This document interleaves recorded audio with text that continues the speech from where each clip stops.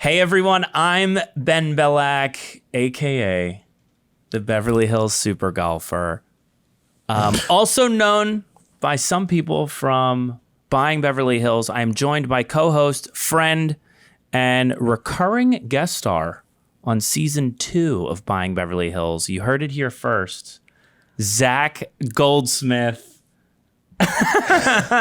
Who has a very strange shape of facial hair today for this episode. Can you tell everyone what that's about?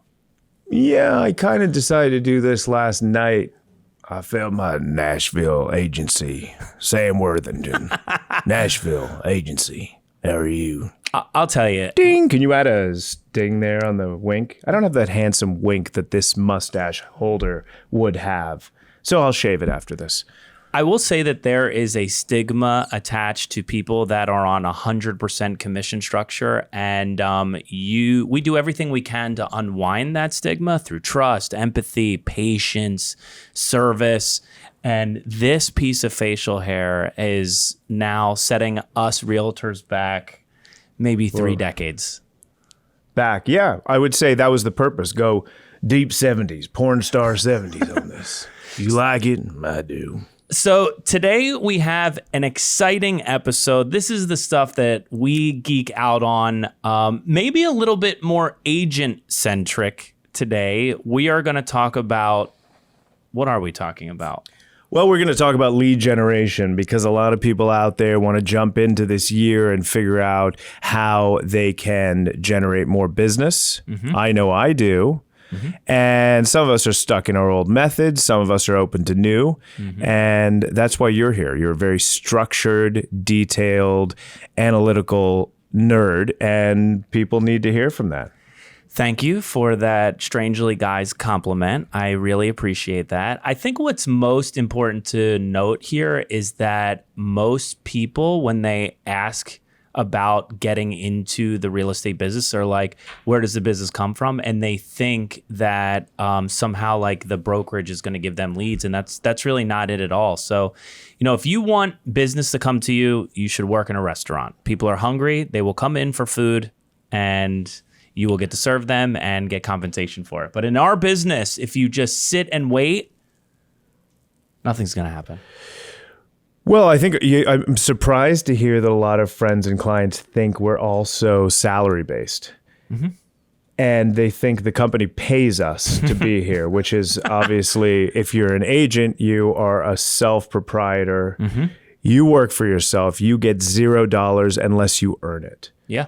And so that's what we all need to figure out, how to earn more of those dollars. So I kind of wanted to talk about that today because I think it'd be very useful for me. Mm-hmm. Okay. For Dale over here, and Jim, and Bobby, okay, and Ricky, and Mike, and the rest of Belle Biv DeVoe who are out of work and want to jump into business. Oh my goodness! I know you played this ridiculous game that you like to call Hot or Not. Oh yeah, I like some Hot or Not. You love Hot or Not. I love Hot or Not. But let's play that ridiculous game that you like because I actually think it is helpful. Okay. And I'd like to learn too, sitting next to you, because otherwise, why am I here? Okay, so the game is basically what? You're going to name some sort of lead gen pipeline, and I'm going to say hot or not? Yeah, basically. And hot or not will mean, let's start defining what that means and why you think it's helpful this coming year, as we've entered this new year with a new market and a new outlook. Okay. So this is not just overall, this is specific, time specific. Hot or not? Here's number 1. Okay? Mm-hmm. Let's start at the top. Sphere of influence. Hot or not? Very, very hot. Very hot. No question.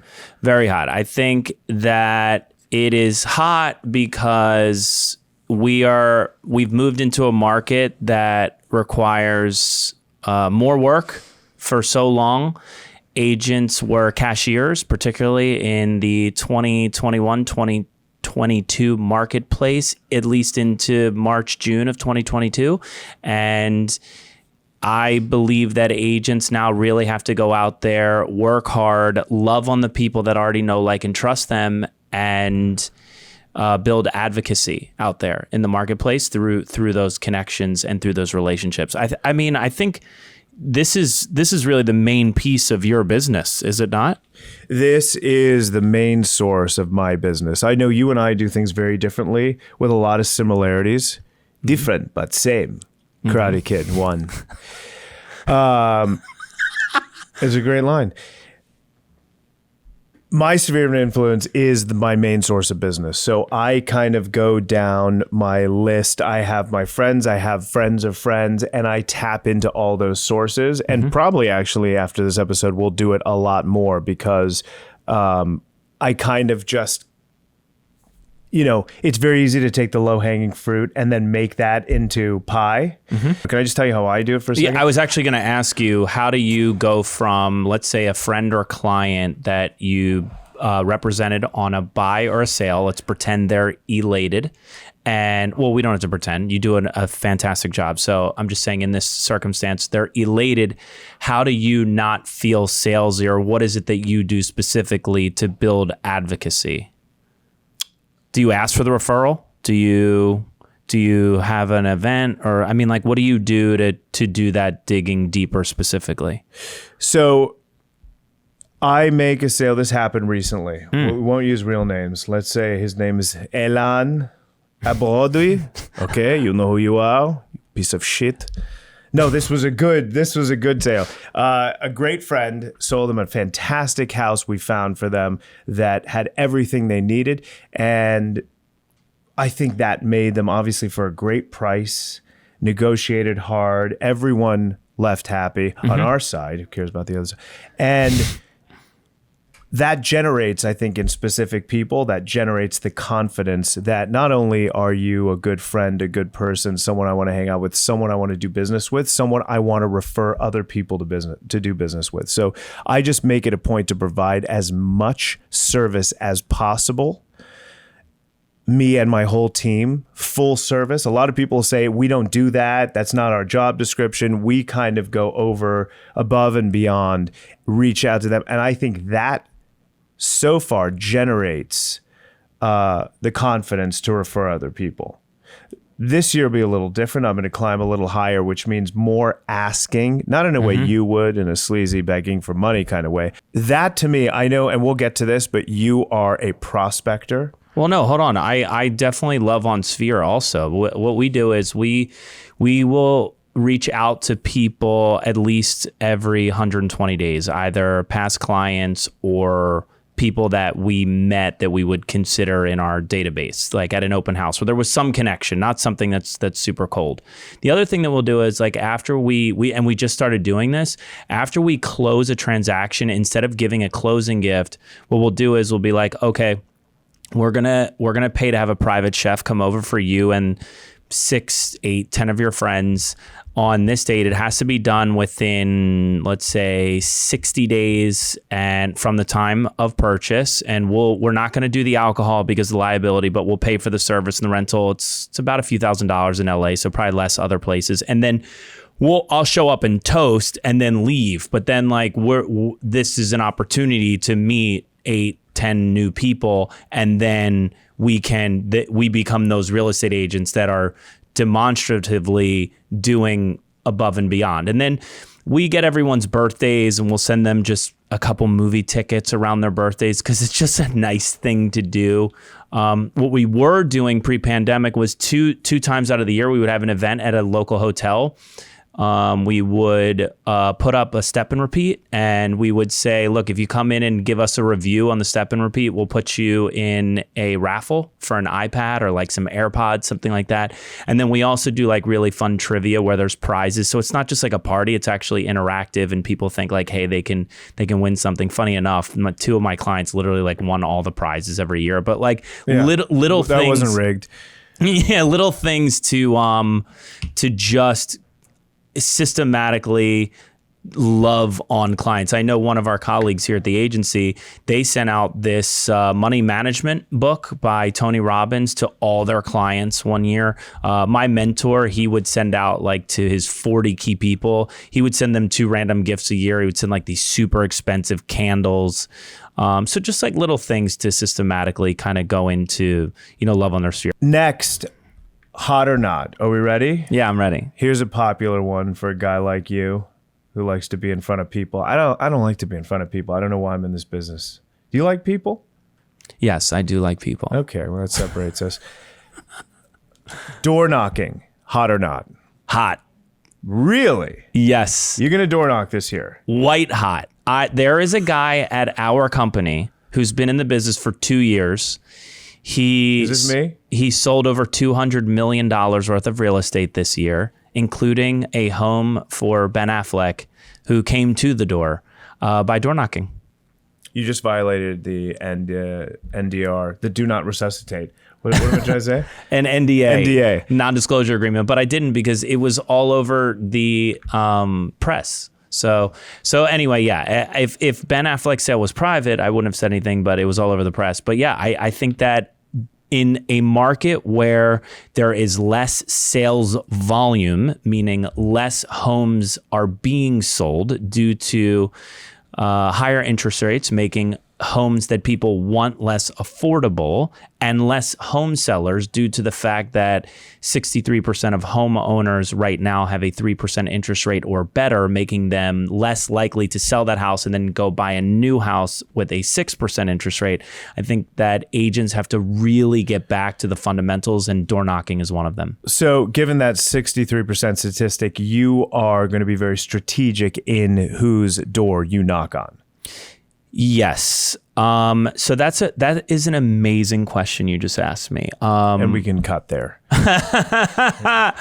The reason why I think in 30 seconds or less. It's going to be 30 seconds. By the way, my answers are the short ones in this. My answers are the short ones. I'm sorry. But yeah, I feel bad for everyone here. My answers are the short ones. But yeah, so basically, I think that every type of prospecting an agent does should be tracked and measured and targeted. However, it is difficult to door knock and be targeted because you'd be all scattered. I think when you door knock, you just got to go to every door and understand that's a top of funnel lead. Top of funnel lead means there's no motivation at the moment. Maybe there is in the longer term, so much longer runway. And it's about building relationships, collecting emails, and then systematically following up over time. And if you want to be a neighborhood specialist, door knocking is a really fast I shouldn't say it's really fast. Door knocking is a faster way to become known in the neighborhood and liked, because otherwise, how would you get in front of them aside from knocking on their door? So, but getting back to that, according to your stat, 37% of that has a chance of being successful. No, 63% is out of the question because they've got a fixed 5, 10, 2.5% rate. No one's selling for anything. To clarify, all I'm saying is that because of current market conditions, there's going to be less homes sold. And because of that, it is much harder for realtors to get business. So they have to get back to some of the basics. And those basics include getting in front of sellers. Fastest way to get in front of a seller face-to-face is to knock on their door. Okay, last 15 seconds of door knocking is, what's your pitch? What's the script? Usually what I used to do is, this is don't shoot. A super easy start. Yeah, I'm like, freeze. Yeah. So I don't carry anything because I'm afraid that if I carry a flyer or something like that, they're going to think I'm a solicitor. So often I will just, like, let's say there's like a column or something like that, some sort of landing, I'll lean on it because I want them to be like, who's this chill dude at the door? And they come to the door and I'll say in a blazer that is giving me palpitations. Yeah. I feel like I'm watching a Japanese anime here. I'm hypnotizing you. I'm hypnotizing giving you a seizure is what you're doing. So I would just say, hi, my name's Ben Belack from the agency. I just sold 2 of your neighbors' homes for a record price. I'm wondering, and this is usually when they cut me off and say, no, I'm not selling my home. And I go, I get it. All good. Just curious if you've heard of any of your neighbors that might be considering a move. And then that usually takes that hard sell out of it. We have a conversation, and believe it or not, I've had people walk around the neighborhood with me and be like, oh, that's Sally. She tried to sell, but her home didn't sell. And Tim and Maria are moving to the desert in 6 months. I mean, I've literally had like the local neighborhood Yenta tell me about like everybody in the neighborhood. And then, like I said, one of our colleagues, he knocked on the door and Ben Affleck came to the door, and he pushed him to the assistant. He brought in a heavy hitter at our company. company and they sold it 45 days later. Great. Now, all 6 people watching this are going to knock on my... 2 of them are knocking on my gate. Thank God I have a gate. Yeah. Something that you've brought up before that I'm excited to learn the definition of, but I know this is hot for you. Circle dialing. Yes, also hot. I don't even know what circle dialing is, but it sounds like an adult website. So circle dialing is where, let's say you don't have the listings or you don't have a recent sale, let's just say, and then someone in your company just sold 123 Banana Street. You get on to your data provider and you pull all of the houses that are, let's say, what we do is we'll be like, okay, show us everyone that's owned here for at least 4 years. The lot size is at least this big. The house is at least this big. It's single family. It's off market and blah, blah, blah. And then what we do is we call those people and just say, Zach, this is where you say, hello. Man, leave me alone, man. Hey, that's what I would say. Hey, it's Ben Belack calling from the agency. I'm not sure if you saw your neighbor's sale at 123 Banana Street. Were you aware of it? Yeah, of course. I live in the neighborhood. Okay, great. So I'm sure you're happy to know we just added about $500,000 worth of equity to your home with that sale. Okay, great. I'm not selling. I have an interest rate that's locked in. Thanks anyway, pal. Great. Yeah. I'm wondering though, would it be meaningful to you or would it be useful to you if maybe I were to send you an email just once a month of the pending and solds in your neighborhood, nothing else, just so you're apprised of your local market? I really don't care for any additional stuff. It's an email once a month, fine, I guess. It's fine. Thank you so much for calling. Okay, but before you go, can I get your best email? Sure. It's BELAC at theagency.com. That's amazing. That is my email. Well, yeah, so you get a lot of that in your circle jerk system you use. The funny thing is that's maybe what you would expect, but circle dialing is a top of funnel lead, so they're not receiving any calls.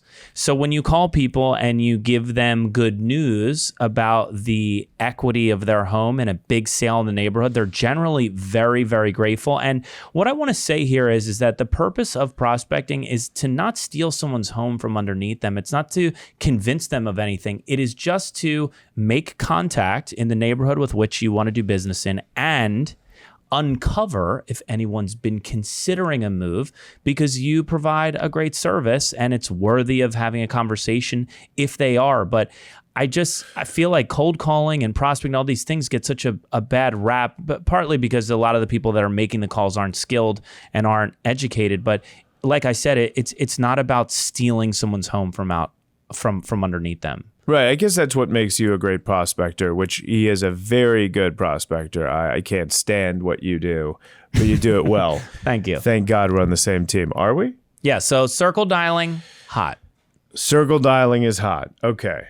This is a big one you work on. Give us a short answer on expired and canceled listings, which come up all the time. So... You couldn't wait for this, huh? They are mega, mega, mega, mega, mega, mega hot. And they were ice cold in 2020 and 2021. So I'll be very brief on this. Because the market was so hot and out of control, nothing expired, nothing canceled, everything sold. That's exactly right. And the thing is that there are a ton of expireds and canceleds right now. And what I will say about this is that the difference between door knocking and circle dialing and expireds and canceleds is that expireds and cancels are bottom of funnel leads, which means they are as real as it gets. They believe in the agent to consumer relationship and they had their property listed. They were planning on going somewhere, enough so that they met several agents, they picked one, and then they had it listed for, on average, 180 days. It didn't sell. Now, a bottom funnel lead is the most competitive lead you can ever encounter, which means specifically they're getting 1,000 calls. So what I will say is that you don't have to be good to get an appointment, but you do have to be good to cut the amount of conversations it takes to get that appointment. So someone on my team who's newer to that pipeline, it could take them conversations to get an appointment. Whereas I'm pretty positive if you put me on the phone for an hour to 2 hours, I'm going to get a listing appointment. And that's just because I've practiced. And also for me, the reason why I like them so much is when I used to door knock, I had to waste time getting ready, take a shower, get in my car, drive over, park, walk around, and then there's time wasted from door to door. When I'm working the phones, I can call people so quickly, and I really value that time. So what is the pitch when you are up against 47 different agents? Dirty to me. You mean this is dirty talk for you? This gets you excited. This gets me going. Canceled and expired. This is what gets me going. I call move someone over a little. Is that okay? And I say, my open is, let's say you want to just role play it really quick? Not really. I don't want to role play anything with you that turns you on, to be honest. So if you can do it in 20 seconds or less. So I'll just give my open. Okay, you call me. Go, call me. I'll just give you my call open. me. Okay, ring, ring. Hello. Zach? No, but I'm not home. Who is this? Dude, this is an effective role play is one that helps the viewer. Right, but this must helping. be the typical answer. It's like, look, I've not. gotten 40 calls already today. It's not. Thank you. I'm already listing with someone. Thanks anyway. Do you want to hear? It's funny the limited belief structure you have around this stuff. Like, I'm so psyched, I'm turned on, I'm positive, and you're like, no, when you call them, they're going to be mean to you. Like, that's why this is sales. We are salesmen. We have to go out there and sell. You want the chunky checks, you got to slay dragons. Okay, let's redo the role play. Let's see if your way works in Candyland. I'm just go, give hello. you the Hey, open. I'm looking for an agent. Do you happen to be one? No, it's my dentist confirming. Like, what do you mean? This is how people respond. Do you want the open or not? Yes, how do you want me to respond? Just say hello like a normal fucking human being. Okay, I'll try that Ring, again. ring, ring. Hello. Zach? This is he. Hey, it's Ben Belack calling from the agency. I noticed 123 Main Street came off the market. I'm guessing you haven't figured out what you're going to do with the property yet? Oh, yeah, we want to sell, didn't sell, and we're trying to figure out what kind of move to make next. So see how he immediately started explaining? Because I asked a question, I was in complete control of the conversation. And because we've mapped it out and done this many times, we know that generally speaking, the homeowners are going to say like 1 of 5 answers. And then we take them through more questions that ultimately culminates in an appointment. So you're saying based on your seasoned line of questioning, you will get answers. They will start spewing answers, which will give you the next question and will enable you to confirm an appointment where most people won't be able to get to that stage. Yeah, and look, most people are definitely gonna hang up on you. That's part of it, and that's okay. But the thing is that like an attorney wouldn't put someone on the stand that didn't know the answer they were going to say to a question. It's the same with us. We have devised our line of questioning so they can only say 1 or 2 answers. Like we'll say to someone, how certain are you that we're no longer at the top of the market? They're either very certain or they're not certain. And then that leads to another flow of questions leading us ultimately to an appointment. Because we know that if we can get in the room with an appointment where we're going to be highly credible, highly articulate, educated, empathic, and that's going to give us a really, really strong chance to get the listing. So I love expired. So the cancels. Belack team dominates, canceled, expired. We're pretty good with it. Last 2 I want to talk about. Online leads, okay, which ties into social marketing, which we're going to get into next week. So I don't want to really jump into that too much, but I'd love to talk about the topically social marketing and social media marketing and online leads. Okay, so online leads, I'm going to give a huge not. They're ice cold. Ice cold. What are online leads? You can buy leads from Zillow. You can buy leads from Redfin. These companies show listing data online, and it collects consumer attention at scale. And then when someone says contact agent, instead of connecting them to the listing agent, they will connect them to the highest bidder. I feel that online leads are very susceptible to market dynamics. So if we have a pullback from buyers, sadly, what ends up happening is you get more crank calls, and people in our market, which is a global brand, Beverly Hills, Hollywood Hills, Malibu, Santa Monica, to name a few, you just don't have as many people calling. And the other thing is that generally speaking, online leads have like a 3.5% success rate for the best online lead converters. And usually the days in database for an online lead is over 300 days. And most agents do not have the bandwidth, the organization, the patience, or even the financial capability to subsidize waiting 300 days for a consumer to cross the finish line. So what are they getting from it? What is Google getting from it? What is Realtor.com getting from it? They're getting agents to sign up, pay a membership for nothing.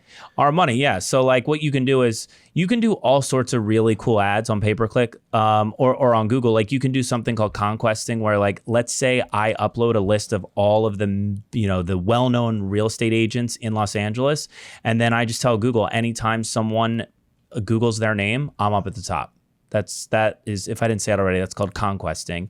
But also, if you can do it based on search parameters. You can be like, if someone's searching for Hancock Park real estate, that you get placed in the ad places on the side or on the top of the margins of Google. And then what happens is those people get pushed to your website. You force register them, and then you follow up over time. But anyway, the short of the long is, I think that it is not hot. But that's valuable. But that's valuable, what you last talked about. So the realm is just a lot bigger maybe than we're talking about right now. There is a lot of it that's not, but there's some of it that will always be. Pushing your name to the top when people Google Hancock Park Realty.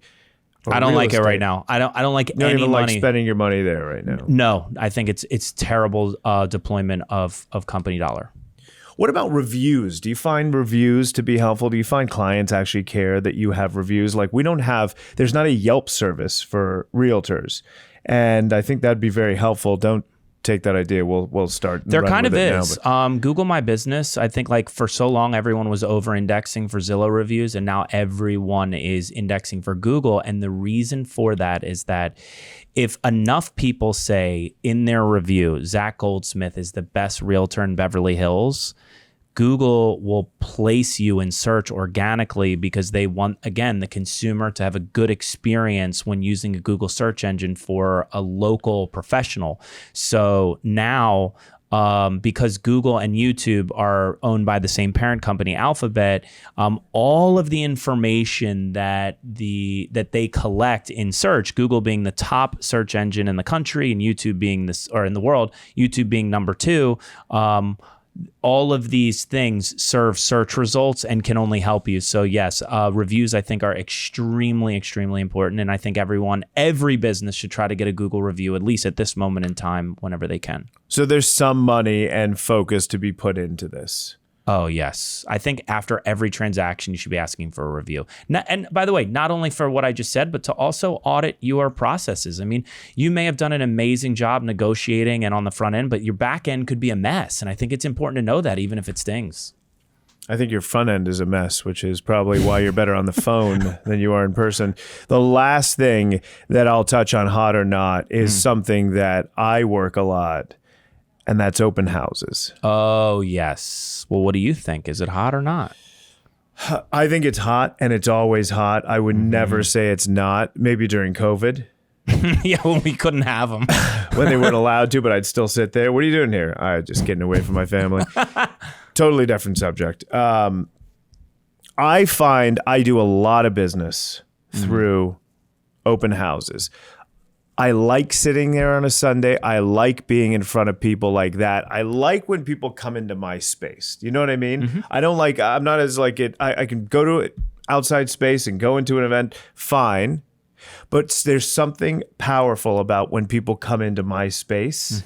And, excuse me, and I'm very prepared at an open house when someone comes in. I don't have a ton of material to give them. I don't care about giving them a ton of material. I give them material from Right E. Yeah, so I think what Zach's probably talking about is he knows the school district. He knows what's open that day. He knows the other I know the pendings. comps. Yeah. I know what's in escrow.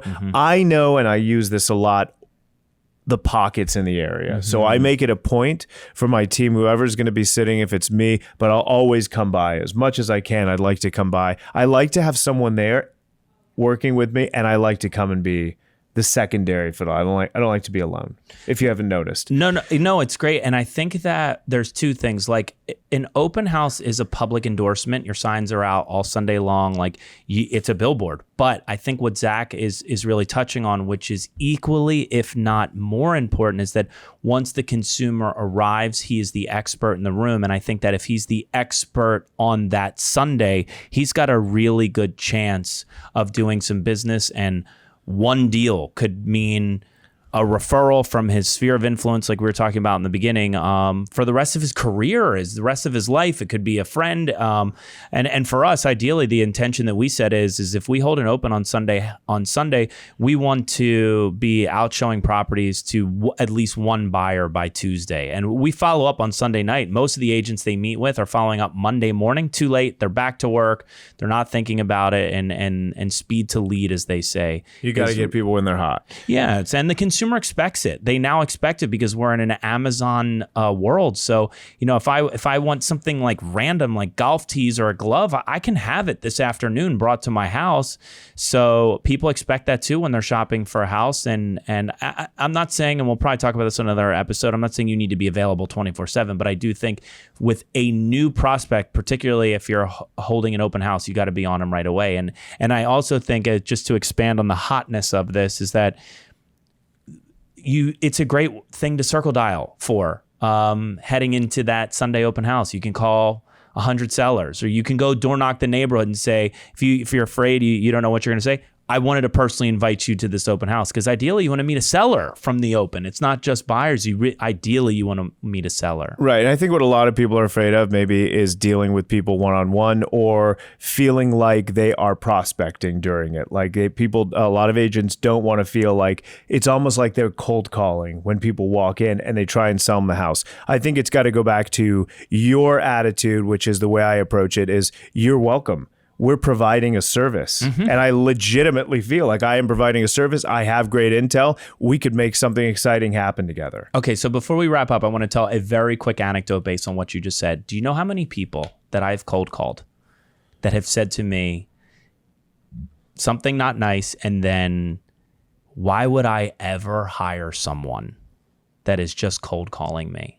And I'm thinking to myself, I will never, ever be this way, because they don't know how good I am. And also, with all due respect, you get to have that attitude if your property sold the first time. It didn't. So I would encourage you to be optimistic and open-minded to a second expert opinion, instead of just closing off to everyone, because they don't know what expired homes I've listed and relaunched over the years successfully. There's many. I have a portfolio of it. But anyway, that's neither here nor there. It's just always surprising to me. So, I think this was a value-packed episode from two professionals. Maybe we gave them too much. Maybe they're not going to come back anymore. They're like, you know what? Got it. No, I think we provided a lot, and people can cut it themselves. We didn't touch on social media marketing, and that's going to be a whole different episode, but that's a whole channel that we want to go down. But I think we did provide a lot of information today. If you want any more info, you want to go into more detail, I will not say click on anything below. Just reach out. We're excited for your feedback. We've already got a lot of stuff, a lot of people asking to hear a lot of topics. This was one of them, and I think we kind of brought it to you to the best of our abilities. If you want to hear more, let us know. Zach, where can they find you? They can find me in your office with no doors. He's at ZJ Goldsmith 24 on Instagram. That is incorrect. You won't find me there. That's an imposter. I am at Zach Goldsmith 24. My high school basketball number, also the number of the late great Kobe Bryant. Coincidence? He changed his number after I did. You can find me anywhere by searching Ben Belack. This is To Live and Buy in Los Angeles. Thanks for watching, guys. I thought it was Bellick.